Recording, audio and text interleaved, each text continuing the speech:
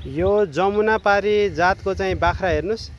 एउटा बाख्राले 3टा पाठा पाएको छ। यसका कान पनि यति लामा छन्। यो पाठाका कान पनि, यो साना पाठाका कान पनि यति धेरै लामा छन्। ल हेर्नुस्, टाउको भन्दा पनि लामा। यो बाख्राको त कानको कुरै नगर्नुस्। म कान देखाउँछु तपाईलाई, झन्डै एका जति लामा छन्। ल हेर्नुस्, कान हेर्नुस् है, कान। अरु मैले केही देखाएको छैन, विशेष गरी कान हेर्नुस्। यति लामो कान गरेको बाख्रा यो जमुनापारी भन्ने जात हो।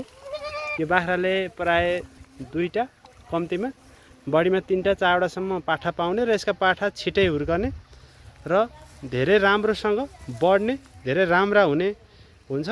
यो जमुनापारी जातको बाख्रा, यदि हजुर बाख्रा पालन गर्दै हुनुहुन्छ भने यस्तै खालका बाख्रा कम्तीमा 20-25 वटा पाल्नुभयो भने तपाईको व्यवसाय एकदम सप्रेर जान्छ। जमुनापारी जातको बाख्रा। ल हेर्नुस्, कान कति ठुलो कान छ। यो बिमा गरेको कारणले कानमा चाहिँ यस्तो ट्याग लगाएको हो, बिमाको ट्याग हो। ल हेर्नुस्, 3टा पाठा छन्। कसले बढी दुध खाने भन्ने कम्पिटिसन चलिरहेको छ।